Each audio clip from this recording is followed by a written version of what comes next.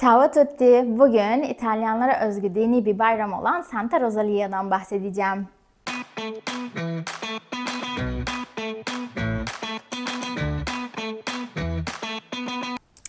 İlk olarak İtalyanların Hristiyan bir millet olduğunu hatırlayalım ve Katoliklik mezhebine sahipler. Hani burası Avrupa, burası İtalya, burada herkes istediğini yapar diye bir düşünce gelmesin aklınıza.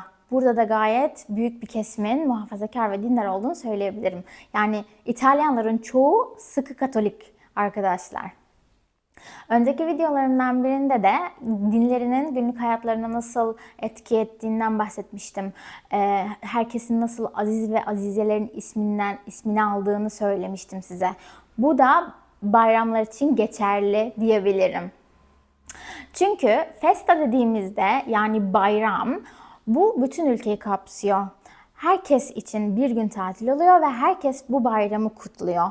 Ama festino yani küçük bayram dediğimizde bu sadece bir şehre özgü olan bir bayram. Ve sadece o şehirde bir günlük bayram oluyor, tatil oluyor ve sadece o şehirdeki insanlar bu bayramı kutluyor. Çünkü her şehrin koruyucu aziz veya azizesi bulunuyor İtalya'da. Palermo'da da Santa Rosalia var diyebiliriz. Kimdir bu Santa Rosalia? Yani Azize Rosalia. Santa Rosalia 1450'li yıllarda Normanya'dan gelen asil bir ailenin kızıymış.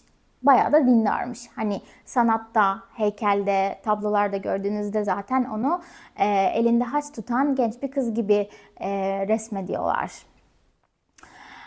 Neyse bu kız bayağı dindarmış. Hatta Pellegrino Dağı'na inzivaya çekilmiş ve orada son nefesini vermiş. 100 yıl sonra Avrupa'ya veba geldiği zaman bir gün bir hasta kadının rüyasına mı girmiş ne ona görünmüş ve daha sonra da bir avcıya görünmüş. Bu sefer avcıya demiş ki benim kemiklerimi Pellegrino Dağı'nda bulabilirsin. O kemikleri al ve Palermo sokaklarında 3 kere gezdir demiş. Avcı da bunu gerçekten yapmış. Dağa çıkmış, kemikleri almış, Palermo şehrine getirmiş ve sokaklarda 3 kere geçit yapmış. Ondan sonra da veba şehri terk etmiş. Bu yüzden Palermolular 400 sene öncesinden Santa Rosalia'nın onları vebadan kurtardıklarına inanırlar. Bu yüzden Palermo'nun koruyucu azizesi Santa Rosalia'dır. Hatta günümüzde bazı insanlar Covid-19'dan bile kurtardığını düşünüyorlar ama bu da abartı yani bence biraz. Peki Santa Rosalia'da neler yapılıyor? 14 Temmuz gecesi bir süslü arabayı Palermo sokaklarında gezdiriyorlar arkadaşlar.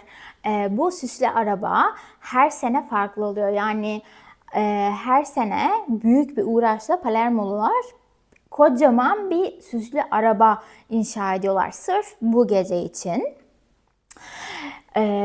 Saat 9, akşam 9 gibi önceki videolarımda bahsetmiştim. Porta Nuova'nın oralardan başlayıp süslü arabayı denize yakın bir yere ulaştırıncaya kadar Palermo sokaklarında gezdiriyorlar. Ve bu işin biraz şov kısmı çünkü denize yakın yere ulaştığı zaman havai fişekler patlamaya başlıyor. 15 Temmuz'da da daha dindar, dini ritüel olan bir geçit oluyor. Gene bir arabayla Palermo sokaklarında geziyorlar. Ama bence 14 Temmuz gecesi olan şey daha işin şov kısmı, daha eğlenceli kısmı, daha çok insanın gittiği kısım. Çünkü havai fişek gösterisi gerçekten mükemmel. Hani normal bir senede 40 dakika sürüyor diyebilirim. Önceki senelerden deneyimlerimle. Bu sene Santa Rosalia'nın 400. senesine özel olduğu için daha bir özenli hazırlanmışlar. Tam tamına 53 dakika sürdü. Mükemmeldi, harikaydı. Düşünsenize Londra'da, New York'ta yılbaşı kutlamalar olduğu zaman hani havai fişek gösterileri olur ve ünlüdür bunlar. Ama orada bile 10-15 dakika süren havai fişek burada 50 dakikaya bile çıkıyor. Yani düşünün ne kadar önemsiyor Palermolar Santa Rosalia'yı. Şimdi benim gördüğüm yıllardan bahsetmek istiyorum size. 2019'da gördüğüm oradaki süslü araba şu şekildeydi.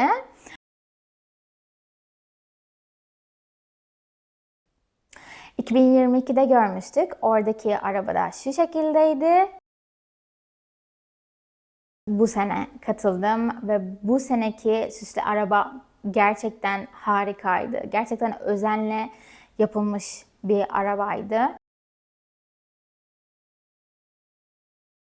Santa Rosalia'nın kutlamalarının 400. yılı olduğu için bütün yol boyunca, bütün geçit boyunca şovlar vardı, konserler vardı.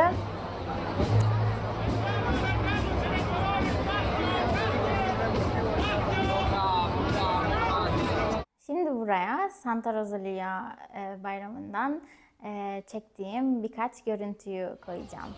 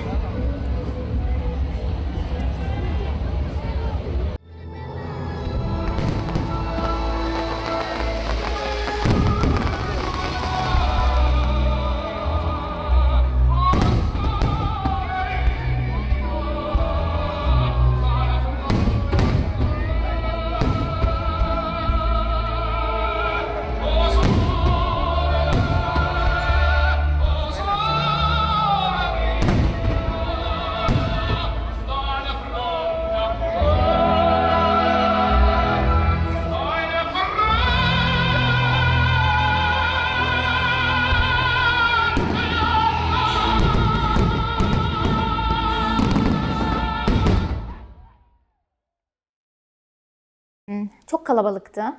400 bin insan varmış. Gazeteden okudum sonra.